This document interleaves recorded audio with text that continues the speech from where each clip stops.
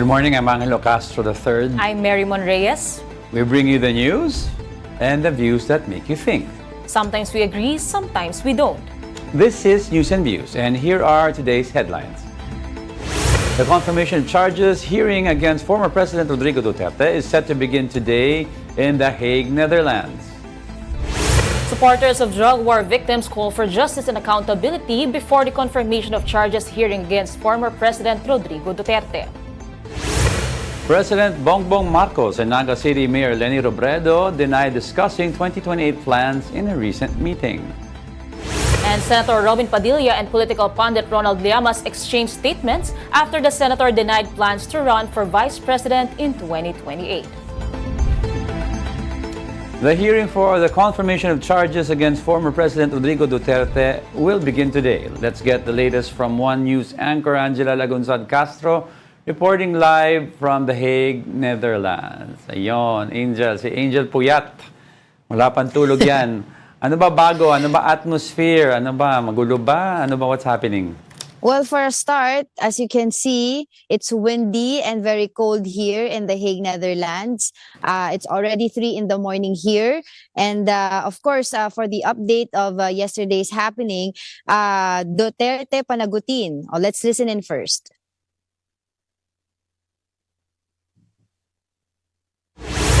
Mag-live po tayo, mag-contemplate tayo, bakit sumusuporta pa rin ang mga tao despite na sinasabi na may mga namatay dahil kay Duterte, bakit pa rin nila sinusuportahan si Duterte?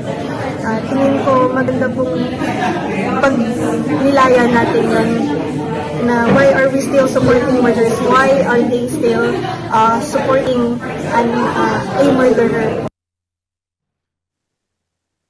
Alright, actually, Duterte panagutin chant, no? Duterte panagutin yung paulit-ulit na sinasabi nung mga nasa press con yesterday. This was the rallying cry of family members of victims of the alleged war on drugs under the Duterte administration here at The Hague, Netherlands. They were joined by the Duterte Panagutin Network, human rights advocates, and lawyers Attorney Cristina Conti and Attorney Nery Colmenares.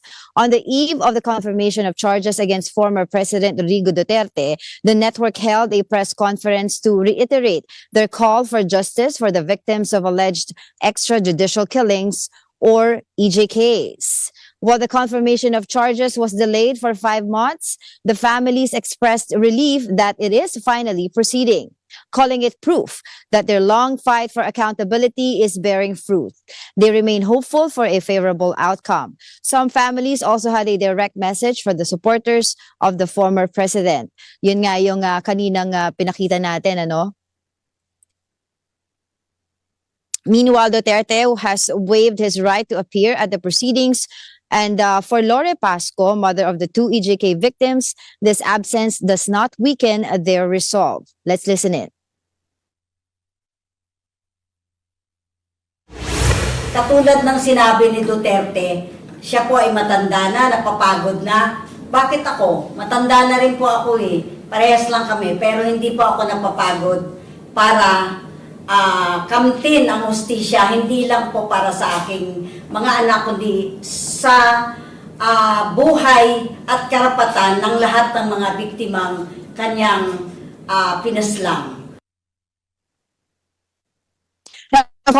Confirmed charges is not yet the actual trial. During this stage, the ICC judges will determine if there is sufficient evidence to move the case forward to a full trial.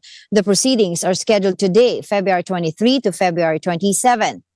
Now from The Hague, Netherlands, this is Angela Lagunsad Castro. We are One News. Angel, given yung nakita ko yung ibang ano kasi, yung sa nag-log on ako yesterday sa yung panagutin Duterte, no? And given yung preponderance of evidence na meron ang prosecution, gaano ka confident sila Attorney Colmenares, Attorney Cristina Conti na yung pag-proceed nito ay may kakaroon ng positive outcome? Kasi pwedeng negative din ang outcome eh. Well, of course, sabi nila, they cannot speak for the prosecution kasi sila may hawak ng mga evidence, sila yung nag-prepare noon. Pero sabi nila, they're very confident because hindi naman daw aabot dito sa ganitong stage kung hindi magiging maganda ang magiging resulta. They're very confident because alam nila ang mga evidence ay prepared at saka ito ay talagang tumutukoy doon sa mga alleged war on drugs under the Duterte administration. So sabi nila talagang very positive sila doon sa magiging outcome. At even yung mga family, as I've said earlier, sabi nila kahit 5 months na delay itong confirmation of charges, kaya ngayon tuloy na ay talagang masayang-masaya sila dahil nga nagkakaroon ng progress yung kanilang kaso. Alam mo, India, madaming personalities kami nakikita, yung mga sa Duterte panagutin na personalities dyan. Pero ba mga sa Duterte side, mga known allies or personalities na nagpakita na? So far wala. Nung nagpunta kami sa mga pro-Duterte rallies or dun sa mga gatherings sa gilid ng ICC Center ICC Detention Center kung saan nakadetene si former President Rodrigo Duterte ay wala pa naman kaming nakita ng mga kilalang personalities na nandoon. Pero sinasabi of course ng mga pro-Duterte doon na ating nakausap na kapag may mga pagkakataon na bibisita yung pamilya ni former President Rodrigo Duterte, si Vice President Sara Duterte would pass by the Filipino community there at ganun din yung mga kapatid, yung isa pang mga anak ni Pangulong Rodrigo Duterte. But so far at that time wala. But of course, aantabayanan natin mamaya because nag-release nga ng statement din ang kampo nila Pangulong Rodrigo Duterte na kasabay nitong confirmation of hearing, dadalo yung kanyang Filipino legal team, kasama dyan si Attorney Salvador Panelo, former Executive Secretary Medaldea, former LTFRB Chairman Martin Delgra. So ito lang yung ilan sa mga bumubuo ng kanyang Filipino legal team. And of course, we have to also remember na this is going to be the first time officially makikita natin ang kanyang lawyer na si Attorney Nicholas Kaufman in action, kumbaga officially magsasalita tungkol sa kaso because kumbaga ang mga nakikita natin in the past weeks or months ay yung mga sound bites lang niya sa mga interviews, but this is going to be the time na talagang makikita siya in action, ipepresenta niya, idedepensa niya yung mga kaso na ipinupukol laban kay Pangulong Rodrigo Duterte. Angela, ito kasing si Attorney Conti, sinasabi niya kaabang-abang itong magiging proceeding. Pero what are we going to expect this week? And kung kunwari lang na hindi ma-confirm yung charges, pwede kasing ma-release si former President Duterte, may plan B ba itong sina Attorney Conti o titignan muna natin, they'll cross the bridge when they get there? No. What are we going to expect for the first day of confirmation of charges? Ito ay more on opening statements mula sa tatlong panig, sa prosecution, sa defense at of course sa mga biktima. I'm sorry gumagala at malakas ang hangin dito, hawakan ko muna. Okay, so mula sa tatlong panig tulad ng aking nabanggit, mula sa defense, sa prosecution at sa kampo ng mga biktima. Actually, if you would notice sa Philippine setting, dalawa lamang ang kumbaga ang sides na tinitignan sa korte, defense at saka prosecution lang. Pero dito sa ICC, ang kanilang normal na setting ay may pangatlo na kumbaga nagre-representa sa mga biktima. Katulad nga nitong mangyayari ngayon sa confirmation of charges si Pangulong Rodrigo Duterte. At yun nga, tulad ng aking nabanggit, more on opening statement lang sa kanila. The next day pa yung magpe-present sila ng mga merit card. I'm not mistaken, sa prosecution din, baka umabot sila mag-present ng merits ng kanilang kaso today. But dun sa pangalawang tanong mo, Mary, regarding sa mga possible outcomes, so sabi nga nila, there are 3 possible kumbaga outcomes na nakikita natin na maaaring mangyari nga pagkatapos itong confirmation of hearing. Of course, number 1, mako-confirm yung mga charges at tutuloy na ito sa full trial. Pangalawa, kung hindi ito, kumbaga may mga hindi nakita ang mga pre-trial Chamber 1 judges na hindi sapat na ebidensya or hindi nila i-confirm yung mga charges, then walang trial na magaganap. for now, no? Or meron ding opsyon, no? Pangatlong opsyon na ibabalik ng pre-trial chamber ang mga ebidensya sa prosecution para utusan silang maghanap pa ng ibang kaso or pagtibayin pa yung kanilang mga ebidensya. So yun yung tatlong possible outcome na nakikita natin pagkatapos nga nitong confirmation of charges. But note na kung di ba magtatapos ang confirmation of charges ng Feb 27, hindi pa natin malalaman kaagad yung resulta o yung desisyon ng mga judges, no? We will know it within 60 days. Magpapalabas sila ng kanilang statement regarding dun sa magiging outcome nitong confirmation of charges. Ayun, sige, pwede ka na matulog. So, di talagang umaalog-alog tong 5 degrees daw, ko na kasi 5 sobrang lakas talaga ng hangin. Saka balita, Oo. nakita ko sa isang app, 5 degrees Celsius daw ngayon. Oo. Oo. Okay, wala na tanong. Siga. Kahit nandiyan, sige, thank you. Marami pa ako kukwento sa inyo if you want. Hindi, sabi ni Direk, ano na daw thank you na daw Pero kung Okay, makabalik ka. sige. Alright, thank you, One News anchor, Angela Lagunsad Caso, reporting from The Hague, Netherlands. Several groups are set to stage a protest today in Quezon City, calling for justice for victims of extrajudicial killings ahead of former President Rodrigo Duterte's confirmation of charges hearing at the ICC. For the details, we have mobile journalist Arles de los Santos. Arles, good morning. Sino-sinong mga grupo ang kabilang sa protesta na ito, and are we expecting more within the day?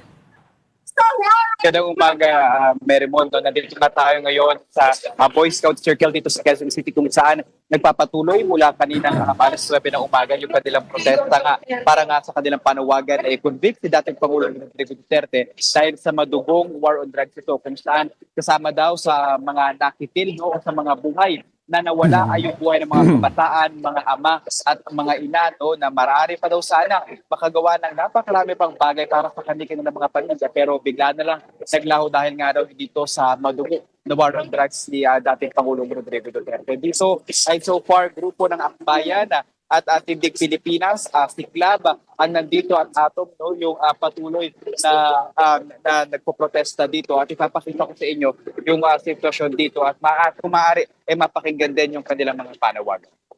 Tawag sumisigaw ng sahod itaas, wakasan ang kontraktualisasyon na pinangako ng Presidenteng Huwad.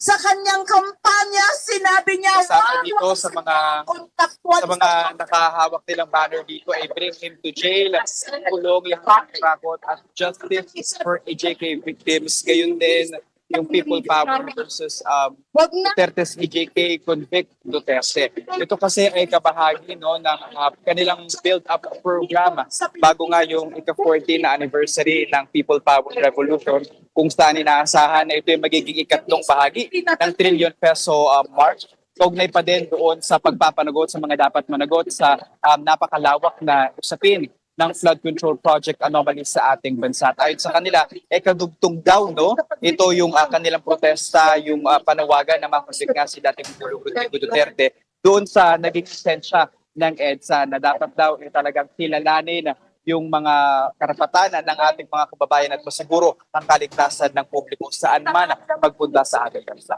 Very much. Arles, so ibig sabihin ba, this is part ng EDSA, ng celebration ng EDSA by Wednesday? So ibig sabihin, this week kasi mangyayari yung confirmation of charges until 27. So after ba ngayon, are we expecting to see them even after February 25? Kasama ito, Mary Mon, doon sa mga build-up activities and programs ng Tindig Pilipinas, Akbayan at iba pang mga progresibong grupo para sa 40th anniversary ng EDSA People Power Revolution. Kakonekta nga raw ito ng kanilang panawagan doon sa nakabit ng taong bayan 40 years ago. At ang kailangan daw ay magpanagot talaga ito si dating Pangulong Rodrigo Duterte. At isa lamang ito sa mga paparating pang mga programa ng mga progresibong grupo para nga sa pag-alala ng 40th anniversary ng EDSA People Power.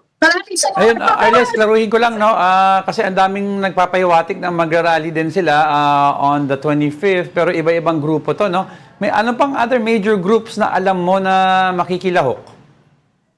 So far, yung kasama sa mga alam ko, Diego, itong Tindig Pilipinas, kasama nila yung Caritas Pilipinas sa isasagawang rally doon sa People Power Monument. And then yung iba't ibang grupo naman ng kabataan, mga manggagawa at mga profesional ay magkakaroon din ng separate na program doon pa rin sa kahabaan ng EDSA People Power Monument, Corner Ortigas, no? And then meron pang mga mas maliliit na programa at misa in between. But so far, may mga halo-halo na talaga. Kumbaga, minsan joint program and protest ng iba't ibang mga grupo. Pero isa naman, so far, no, yung kanilang panawagan to commemorate yung 40th That's right. anniversary ng EDSA People Power. Yung Tindig Pilipinas, at least on their part, hindi nila tinatawag daw yung pagbitiw nga sa pwesto ni Pangulong Bongbong Marcos Jr. At meron daw ibang paraan para nga mapanagot ang mga patataas na opisyal ng pamahalaan. Arles, we spoke to Father Jerome Siciliano ng CBCP. Although not officially, hindi nila sinusuportahan officially yung rally, but they are encouraging people to participate. May mga alam ka pa bang other religious groups nagpapahiwatig ng kanilang protesta sa korupsyon?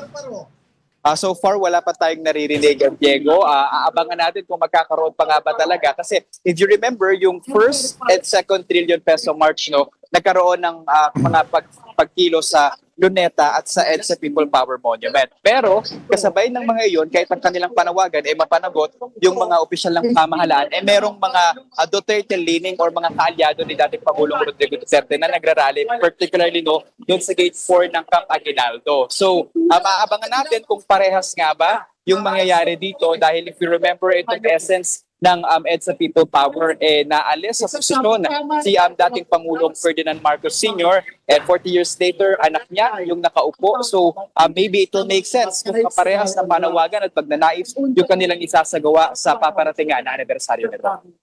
Arla, speaking of pagmamarcha, yung program ba dyan, may plano ba silang pumunta rin sa iba pang parte, for example, sa Menjola o kaya sa Camp Aguinaldo kasi malapit lang within the area, o kanya-kanya silang programa for the day and the coming days? Pangkaramihan.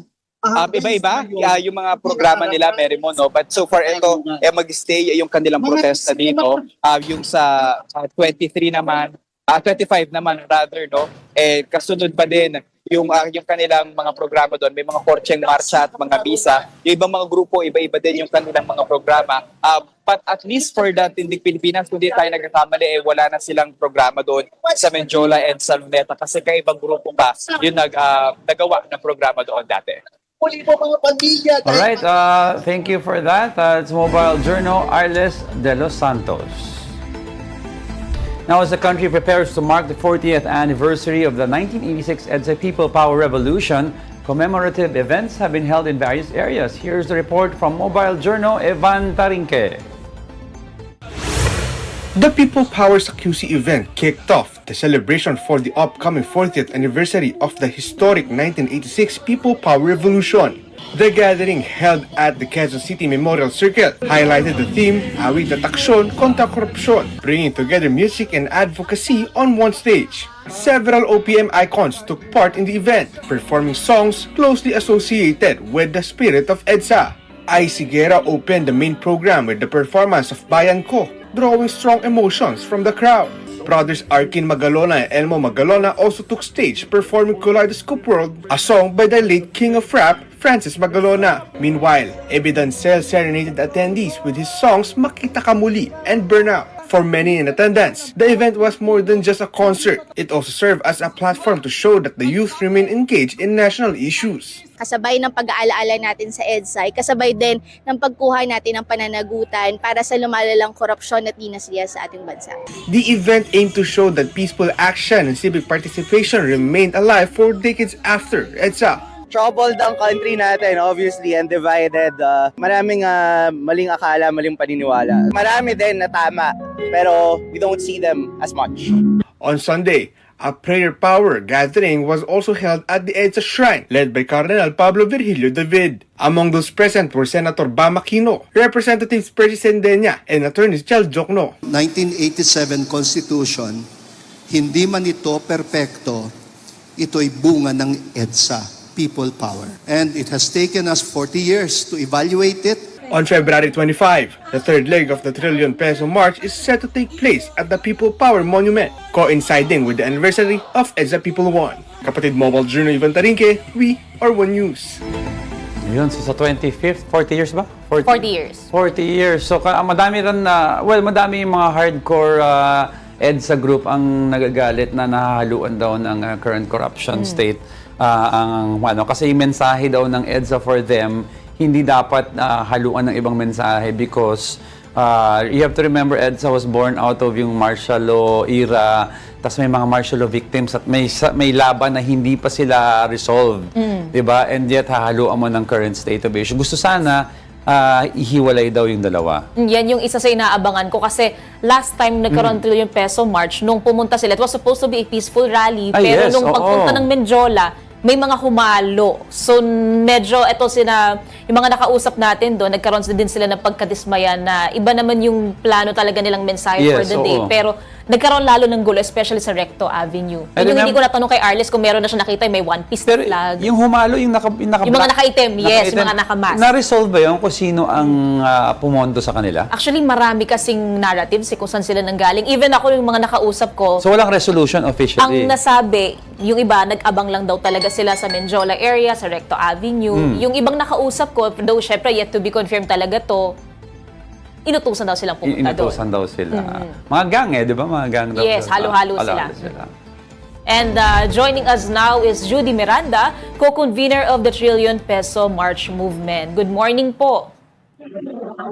Magandang umaga po sa ating lahat mula dito sa Boy Scout Circle na nagpoprotesta kasama ang Trillion Peso March. Judy, unang tanong agad, anong specific government actions are you calling for through this march? Unang-una sa lahat, ang Trillion Peso March ay nananawagan ng accountability sa lahat ng nagnakaw ng pondo ng flood control at iba pa ng mga pondo na dapat ay napunta sa social services at welfare ng taong bayan. Kaya kailangan ay ikulong ang lahat ng mga corrupt at ang nagkaroon ng accountability, ibalik ang mga ninakaw sa pondo ng bayan. Alam mo, activities, Judy, ang meron pa yung grupo nyo with regards to this. Kasi madami na nagagalit dahil mula nung EDSA Revolution, lumaban tayo against corruption and other things. And hanggang ngayon, yung pa rin ang nilalaban natin. Mahalaga po ang 40th anniversary ng EDSA dahil ito ay paalala sa ating lahat na kaya ng mga tao sa pamagitan ng ating kolektibong pagkilos at tayo po ay nakapagpatalsik ng isang diktador. Tayo po ay nawakasan natin sa napakahabang panahon ng ang taong bayan ay pinagnanakawan, nababiolate ang ating mga karapatang pantao. Ngayong 40th anniversary, mahalaga ito lalong-lalo na sa mga kabataan dahil napakainit ng issue ng korupsyon at mga political dynasties.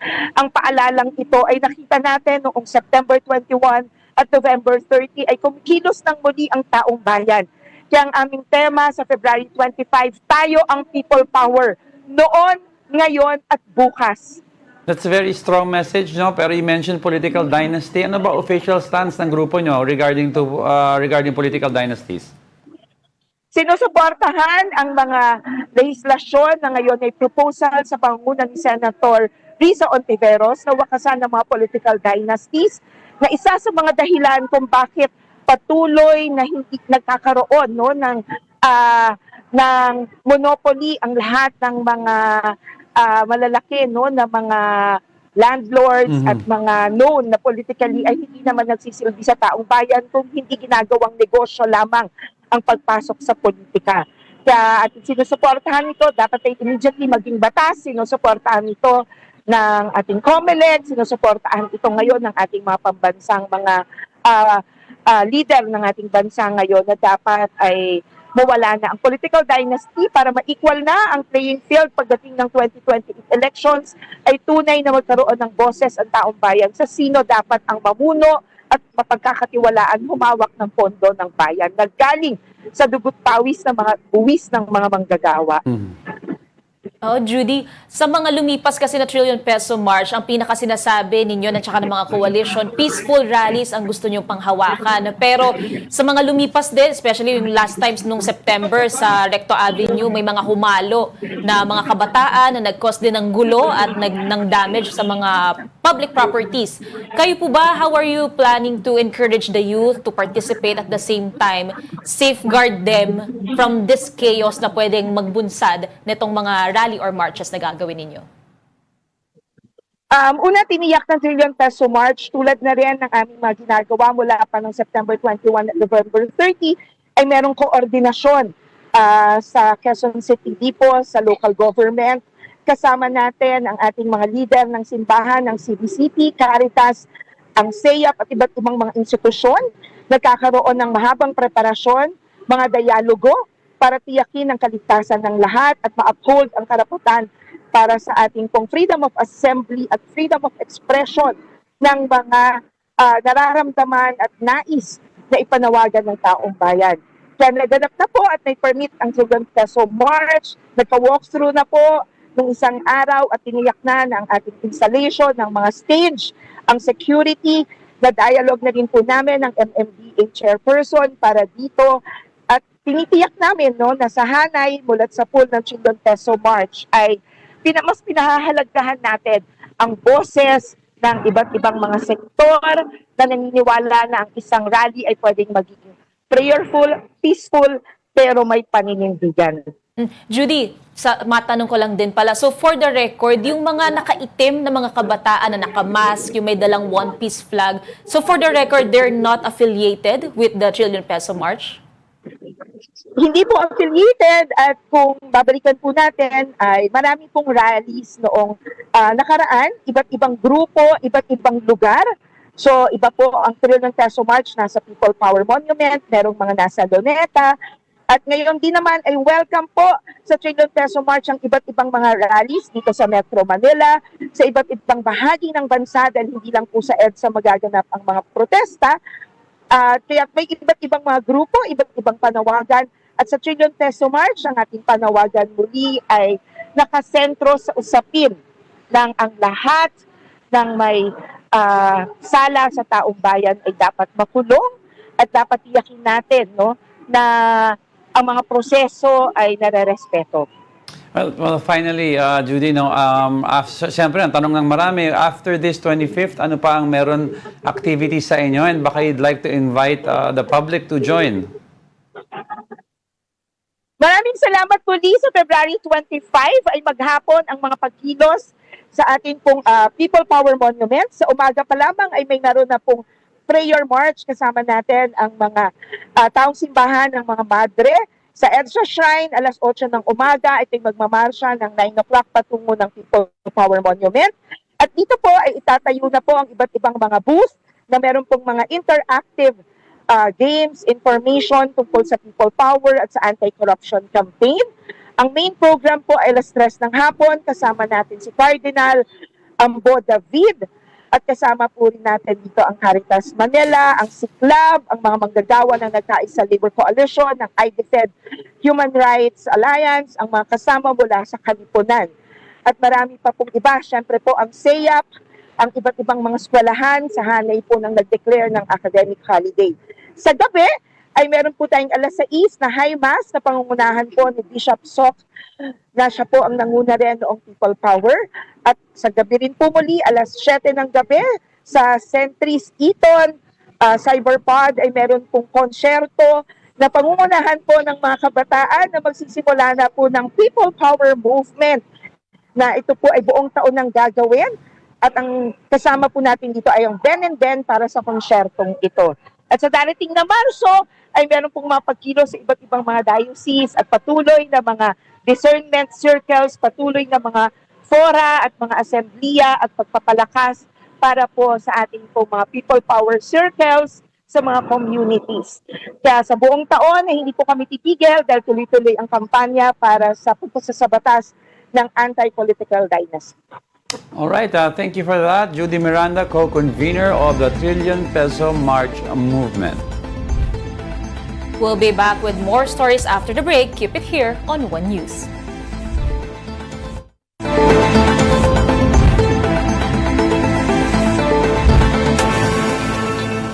Good morning. You are still watching News and Views here on One News.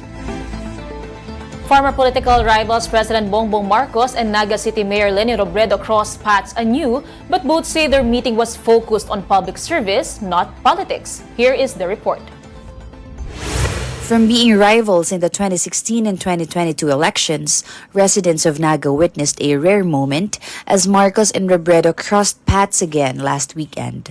But both leaders said the meeting was focused solely on public service, not politics. Robredo joined Marcos in inspecting the Jesse Robredo Coliseum, which serves as an evacuation center during disasters in Camarines Sur. They also visited Sagup Creek and Magayagaya Creek where flood control works are underway as part of the government's Upland Kontra Baha program. According to the president, Naga City was chosen as a pilot area for the project due to its high flood risk given its proximity to the Bicol River Basin. In 2024, large parts of Naga and nearby towns were submerged after record rains, with about 700 millimeters of rainfall recorded in just 24 hours, equivalent to 2.5 months' worth of rain. When asked if he was trying to court Robredo's political camp, the president said politics was not on the table, joking that the most political thing he did was wear pink socks in honor of the mayor. I think the mayor will agree with me na serbisyo muna bago politika. Again, politics, nothing really. That's her choice. Again, this is all politics. We're not going to discuss politics now. We are talking. What we are here for is to try and find solutions to this very important problem, very critical problem that we have not only here in Naga City. Robredo said she was surprised by the president's pink socks, calling it a sign that there are no hard feelings from the past elections. When asked about a possible presidential run in 2028, Robredo said she is not considering it this early. Hindi ko kino-consider pag-usapan yung politika this early. Kasi ang dami ko pang trabaho gagawin. At marami tayo lahat trabaho gagawin. Gaya sa akin, kauupo ko lang bilang mayor, hindi pa nga 1 year. Para pag-usapan yung 2028, parang disservice naman yun. She also responded to Vice President Sara Duterte's announcement of a 2028 presidential bid, saying it is anyone's right to run. Wala naman, karapatan naman ng kahit sino. Nire-respeto naman natin yan. The visit appeared smooth and program-focused, with no tense moments between the two former rivals. Officials are now eyeing the fast-track implementation of Upland Kontra Baha, with the initial phase targeted for completion by July 31. With us now this morning, again, is campaign strategist Alan Herman. Good morning and thank you for joining us once again, Alan. Good morning. Yeah, that was the last minute one. Biglang namove up ako. Hi to everyone, to all of our viewers. Alan, I went through EDSA People Power and all these events, and never in my life I would see a video clip joining these two forces. Ngayon, let me say, Alan, ano ang basa mo dito? They will tell you it's public service. It was not a coincidence. It was not planned. But I also believe in the saying, I wasn't born yesterday. Well, there's obviously a lot of political undercurrent with such a meeting, no? Because as you pointed out, Diego, these are diametric opposites for many decades. Isipin mo, they ran against each other twice, bitter rivals. Yes. Pero tama ka, it's an executive function. The president is the chief executive. It is his duty and his mandate to visit his local government executives, of which former Vice President Leni is. No, kasama pa niya si Secretary Vince, thus adding that added veneer of officialdom. Pero we were not born yesterday. Maraming nayanig dito, especially with the pink socks and the very cordial and the very seemingly collaborative visuals na nakita natin with President Marcos Jr. and former Vice President Leni, thus spurring talks of ano ba to? Alyansa na ba to? Meron na bang meeting of the minds, meeting of the forces, a combination? So yun yung usap-usapin ngayon. Yeah, I'd like to ask you about that, Alan. No? Do you think this was, in your opinion, was this a calculated effort by one party, two parties, or was it merely PBBM trying to send a message back to VP Sara?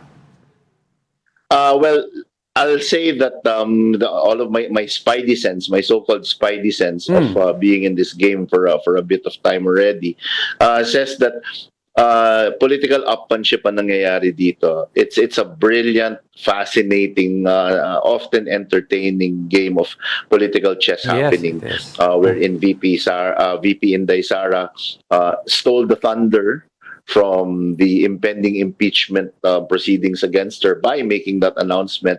And then after that, biglang nagkaroon naman ng meeting si President BBM and his former rival Mayor Lenny. Yeah. So stole the thunder away from the announcement naman. Ngayon, yan ang pinag-uusapan. So there's that one-upmanship happening, and frankly, I'm in for it. I love it. I think it's nicely unfolding. Before I turn you over, I have one follow-up lang doon. We spoke, was it a week ago or 2 weeks ago, and you were talking about yung possible moving of the landscape, the political landscape. Ngayon, do you think this recent turn of events could be the catalyst or start of the reshifting of the landscape in politics na dating Aquino Marcos, ngayon hindi na magkatunggali ang Aquino Marcos? Hindi na magkalaban pala? Well, definitely the critics of the Duterte brand, the anti-Duterte forces are certainly hopeful that this is the case kasi conceptually and realistically, as of this point, ika-qualify ko yun, as of this point, the here and the now, the only way really to mount a counter-offense against the announcement of VP Inday for the presidency is really to combine and to form coalitions and to make a unified, concentrated coalition against the candidacy of VP Inday. Yun lang talaga ang paraan. Others will say hindi yan tama, hindi yan tugma sa aking ideolohiya, sa aking prinsipyo. Well, more power to the people who are saying that. Stay gold, but prepare to have a long and possibly losing campaign ahead kung ganyan ang ugali natin. Alan, ang sinasabi ni Senator Risa Ontiveros, yung United Opposition, pagka nag-approach daw sa kanila o nag-reach out ang mga pro-Marcos groups, since iba daw yung political backgrounds nila, they'll be considering it worthwhile. Kumbaga, titimbangin muna nila ito. Pero what are the odds na go na sila na ito na ang magiging tandem nila, that they'll be accommodating itong pro-Marcos groups? Alam mo, ma'am, siguro dapat i-klaro muna natin ano ang magiging role ng pro-Marcos groups sa mga liberal candidates and or liberal groups. Alliance ba yan or endorsement? Magkaiba po 'yan. Malaki po ang pagkakaiba ng isang alyansa sa isang endorsement. Kapag sinuportahan ng Marcos machinery, let's call it what it is. Sabi nga ni Diego, we weren't born yesterday. If the Marcos administration will lend its infrastructure, its vast LGU network, its governors and its leaders and its mobilizations to the candidacy of a liberal party candidate, endorsement po yan. Doesn't necessarily mean that there is an alliance, there is political horse trading, o kapag nakaupo na ako dyan, ikaw ang magiging cabinet secretary ko, ikaw naman ang magiging ang pipili ng vice president or ng ES ay ikaw. So magkaiba po yan. But I think it is worth, to your point, very long-winded way to answer your question, ma'am. I think it is worth considering, if only for the politics of pragmatism. There is ideology always, as there should be ideology. Paglalaban ko po yan sa politika. Pero mahirap po ipaglaban ng isang ideolohiya o programa kapag ikaw naman ay hindi nasa pwesto. Yeah. So may kasabihan po tayo, let's win it first. Let's get the seat and then let's institute reform. Hard to institute reform from the sidelines.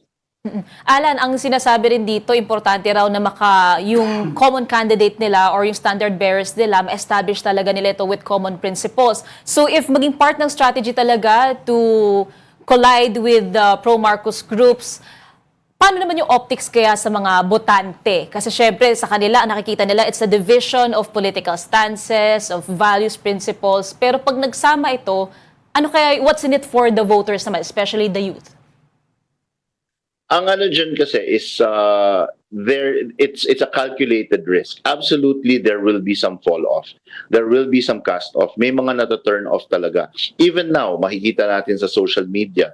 Halimbawa, si Senator Bam, last week talagang binatikos. Inupakan si Senator Bam sa social media. Pati yung kanyang mga perceived ideological allies na in-interview, talagang takan-taka, napakamot ulo at nagalit dun sa sinabi niyang ideally ang mga crimes against humanity dapat dito na lang ilitis. So he experienced some backlash from that, as this kind of tandem will. But ultimately, it's a calculated risk that there are probably more voters who will say, yes, this is what we need. I'm willing to set that aside first. Gaya na nasabi ko, iba yung endorsement sa alyansa. Pag in-endorse lang naman yan, the mentality is, and I know this is such a pedestrian way to put it, and a terrible analogy to use. Parang yung kaaway mo, kumain kayo sa iisang restaurant at pareho kayo nasarapan. So, I mean, an endorsement is just that you are supporting the candidacy of somebody, not necessarily co-opting or not necessarily sharing ideologies. If that sounds a bit transactional, that's the difference kasi between an endorsement and an alliance. Yung alliance, yan ang transactional. Nagpapalitan kayo, you're giving them concessions, you're giving them future appointments, iba yon.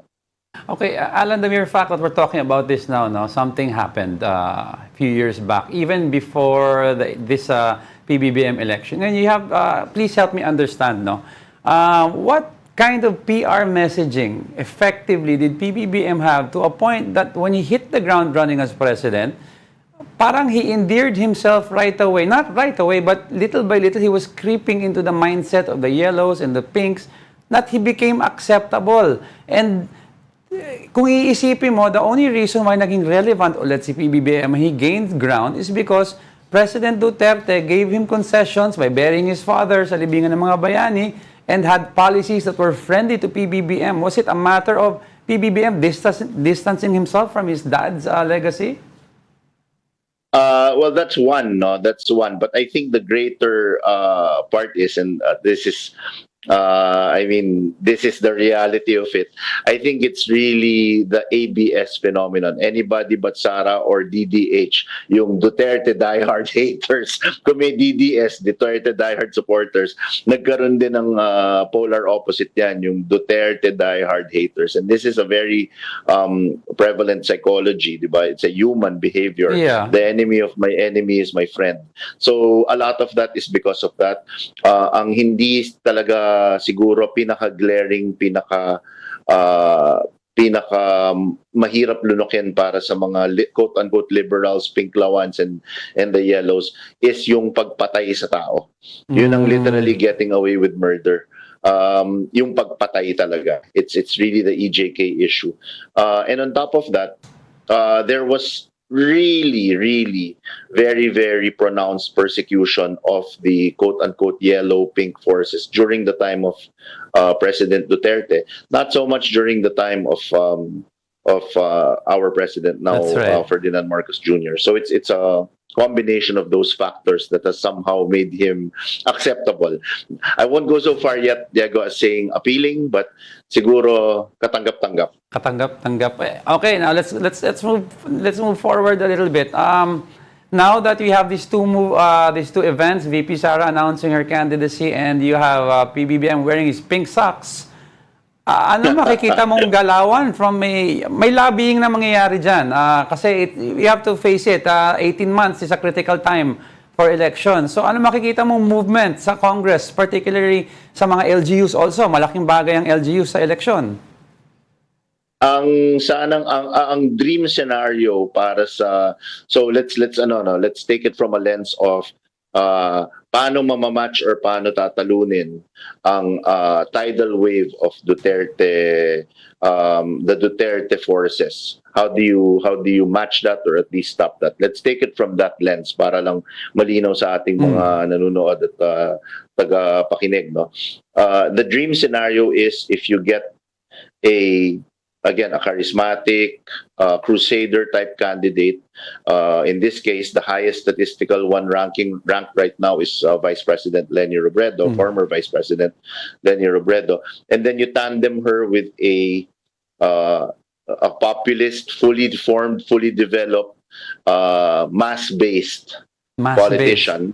I mentioned Senator Erwin Tulfo previously. Interesting. So, pag yan ang nagtandem, tapos backed up by the administration, the current administration's machinery of governors, mayors, leaders, mobilization, yan ang medyo matinding ano yan, fortress yan. Mukhang may alam ka, Alan. Juggernaut yan. Mukhang may alam ka. Well, I mean, I'm just enjoying everything from the rafters as much as you guys. So tignan natin how things will develop. Alan, siguro last question na lang din from me. Ito kasing si Liberal Party member and House Senior Deputy Minority Leader, si Representative Edgar Erice, kalalabas lang, naniniwala raw siya na si Pinoy hindi raw susuportahan yung 2028 coalition with the Marcos administration. Pero moving forward, kung sakaling mangyari ito, are we also seeing a falling out sa Liberal Party na mismo? Unang-una, binabati ko si Kong Egay. Magkasama lang kami nung Sabado. No? Kong, talagang I respect your opinion, especially when it comes to matters concerning what or how the late President Pinoy would feel. Yun na nga, magkakaroon ng konting cast-off sa mga, and I hate to use this term. I don't mean to use this term in a pejorative manner or offensive manner, pero yung mga purists, may cast-off yan. Hindi talaga, whatever happens, they will not be able to reconcile ang isang working partnership between the liberal forces and the Marcos administration. More power to you and more power to them. We respect that. But again, the gamble is there's now politics of pragmatism, especially among the Gen Z and the new voters who will see and realize, yun na nga, it's hard to institute change from the sidelines. Yeah. If you want to institute change, you have to be in the playing court. Mahirap yung nasa bench ka, wala ka sa laro.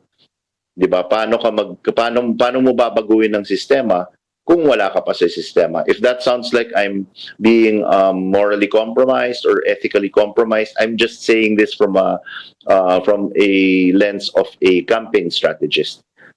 Well, That's the pure calculus of politics. Well, truly interesting discussion, Alan. I'll keep watch on that Leni Tulfo tandem dahil inabanggit ni Alan.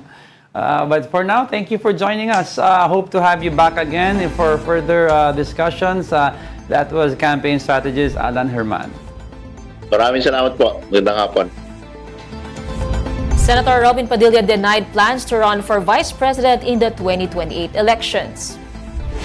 In a Facebook post, Padilla criticized political pundit Ronald Llamas for comparing him to other politicians eager to seek elective posts.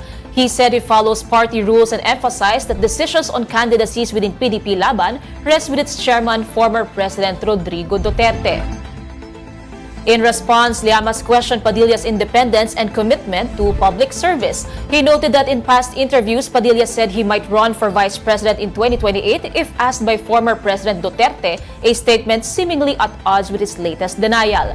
Llamas also questioned Padilla's approach to following party directives, particularly those of PDP Laban Chairman Duterte. Malacanang has denied a circulating report claiming that a convoy involving a presidential son was harassed along the North Luzon Expressway. Presidential Communications Office Secretary Dave Gomez said there was no such incident involving any son of President Bongbong Marcos. An online report earlier alleged that a three-vehicle motorcade blocked the convoy of a certain presidential son and that armed men from vehicles registered in Bulacan approached the group. But the palace dismissed the claim as false, with officials urging the public to avoid spreading unverified information online. Don't go away because we're not done yet. Stay with us.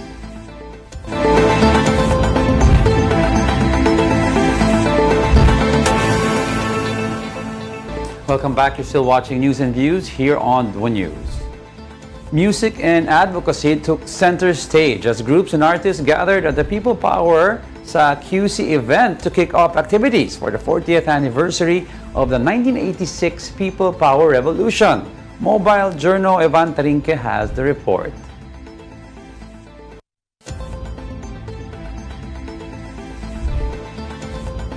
Nueva Ecija farmers are welcoming fairer palay prices ahead of harvest season.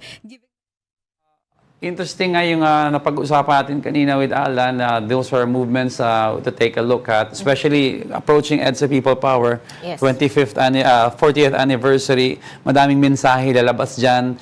Sino yung mga personality pupunta dyan. Makikita mo more or less, mag-gauge mo yung direction. Kung sino yung susuportahan nila Yes. come 2028. Come 2028. Tama yun. So ano ba, pupunta ka ba doon? Are you going to cover that event? Ngayong Wednesday sa Ay, People Wednesday na Power. pala. Ngayong Wednesday na. So, ito na ngayon sinasabi nila, everything starting from now. Actually, since last week pa, everything becomes political na. Oo. So, lahat na nang-aabangan na natin, especially yung mga organizations, mga civil society groups, medyo mag-gauge na natin potentially yung magiging alignment nila, especially yung mga kabataan ngayon na very vocal. And ang sinasabi nga ng ilang mga strategists or yung ilang mga analysts, malaking papel daw ang gagampanan ng mga botanteng kabataan. Well, interesting movement. Let's see kung ano mangyari sa Wednesday. And in sports, LaSalle and UP both scoring statement wins in UAP Season 88 Women's Volleyball. The De La Salle Lady Spikers stayed perfect after sweeping the UST Golden Strikeresses for a 2-0 start. Shivana Laput led the charge with 21 points while Angel Canino added 13 as LaSalle extended its streak without dropping a set this season. Meanwhile, the UP Fighting Maroons pulled off a stunning comeback to beat the Ateneo Blue Eagles in 5 sets. Nina Itang sealed the win with a game-clinching block as UP improved to 2-0 and snapped an 11-game losing streak against Ateneo. This National Oral Health Month, Manila health officials are stepping up efforts to promote proper dental care through community programs and free services. The details in this report by Mary Monreyes.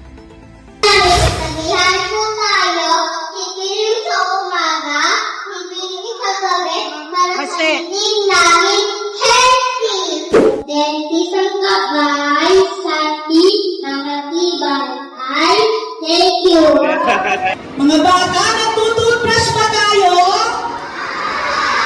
Very good!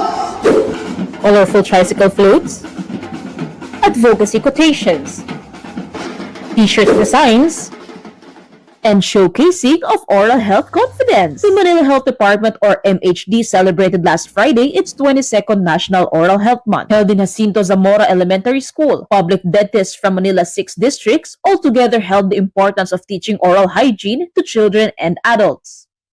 Yung iba po nagkakasakit sa puso. Kasi yung bakterya sa ngipin, nakaka-apekto po siya sa puso. Bumababa ang mga bakterya. Alam ng mga nanay to at saka ng mga kaedad ko. Pagising nyo, masakit na lamunan nyo, di ba? Kasi pag nakalimutan yung mag-toothbrush, kasi yung mga bakterya sa ngipin, nagpipiesta sila. At dumadaan syempre sa lalamunan. Kaya pagising nyo, masakit ang lalamunan. Public school teachers also took to stage the much-needed mindset in appreciating one's teeth, brushing it multiple times a day, and visiting the dentist at least twice a year. Orally fit chikitings also showed their smiles and cavity-knocking powers. 6 indigent high school students were also presented as beneficiaries of the MHD's Libreng Braces program. This will give them a perfect smile in the long run and a sense of relief from strenuous expenses. Because at present, the installation of oral braces ranged from 100 to 150,000 pesos. Makakatipid na rin po yung aking mga magulang. Kasi po, nung bata po ako, pangarap ko po magkaroon ng braces. Tsaka po, di na po ako mahiya mag-smile, ngumiti. Dahil po, papatay na rin po yung ngipin ko. Tsaka po, hindi na po ako kakabahan makipag-usap sa aking pamilya at mga kaibigan. A next leg of the program is expected to take place by October. Actually, ito yung pang 112 na namin na pasyente na binigyan ng libreng braces. Sa public high schools natin. Sa matatanda po and all other ages, we have Libreng Pustiso program. We call it Balik Ngiti Libreng Pustiso. Actually, this March 22 po, magkakaroon tayo ulit sa San Andres Sports Complex. Sa March 22, namimigay natin ng 1,000 pieces. May susunod pa, another 1,000 pieces din. Because si Mayor, lagi kayo iniisip. Kapatid mobile journalist Mary Mon Reyes, we are One News. Si Mary Mon pala yun eh. Yung last week, Friday, Last week ba yun? Ang kikita mga chikiting. Andun ba si Orme? Wala. Hindi sila nakapunta kasi may minutes sila mga ambassadors, mga diplomats. Kaya, pero dapat pupunta sila. Dapat pupunta. Alright. Well, that wraps up today's episode of News and Views. Join us again tomorrow. I am Mary Mon Reyes sitting in for Angela Lagunzad Castro. And I am Angelo Castro III. We are One News, mga kapatid. All sides, all the time.